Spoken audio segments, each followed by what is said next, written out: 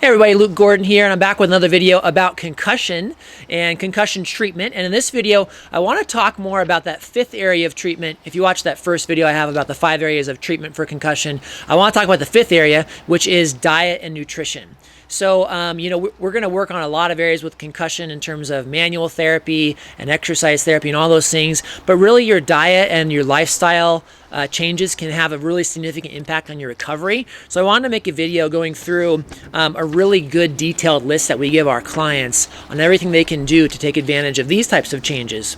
So let's go through that together. There's about 5 or 6 things here that I want to share with you. The first one, which I think is an easy one to start with for most folks, is hydration. So just making sure you're getting enough water throughout the day. Depending on your activity level, a little more water if you're very active with sports and things like that. You want to get 3 to 4 liters of water per day, which is anywhere from 100 to 135 ounces. So again, easy place to start. Make sure your body has enough hydration so that your brain can optimize its healing.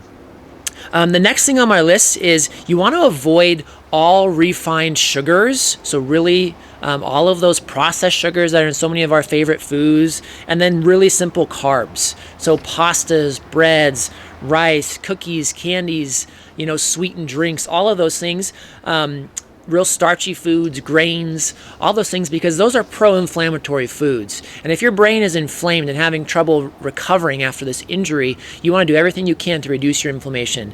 This one I love because this is just generally good advice for inflammation across the board anyways, even without a concussion. So definitely cut those down as low as you can. The thing kind of following that too then is you want to reduce your overall caloric intake by about 30% or so. There's good research that shows that helps promote optimal brain recovery. And I think the good news with this is that I think if you're reducing your refined sugars and carbs, it's not going to be that hard to reduce your caloric intake a little bit because you won't be craving the sugars and all of those simple foods that make you want more food. So again, reducing your caloric intake by about 30% has been shown to improve your brain's ability to heal. Also, while we're avoiding sugars and carbs, you want to increase your fruit and vegetable intake. So lots of antioxidants in these fruits and vegetables. You want to make sure you're getting a nice variety in terms of like different high antioxidant berries and things like that, and a variety of colors across the rainbow to just help your brain recover that way as well. You also want to include in each of your meals good quality proteins, again, vegetables and fruit.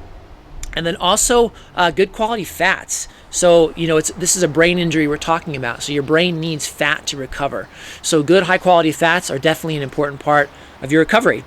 2 more here to go. The last one, second to last one, is no alcohol. So if you're, again, dealing with this brain injury, alcohol is a toxin. There's a reason we call it being intoxicated when we drink too much, because it's crossing your blood-brain barrier. It's causing inflammation in your brain. So reducing or completely eliminating alcohol is definitely going to help you out.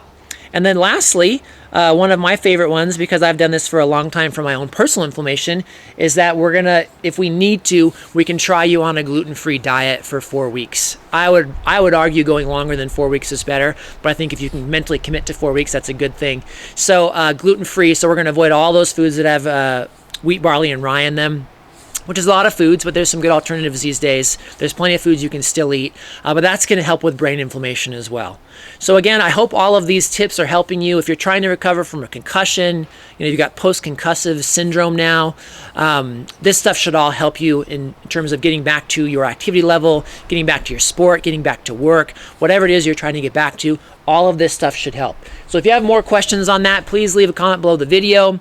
If you're coming in for treatment here at the clinic, or you want to get treatment here and you live in our area, Spokane Valley or Spokane, Washington, obviously reach out to us. I'll leave details in the video description, and we'd love to help you out. So I hope this helps, and thank you for watching.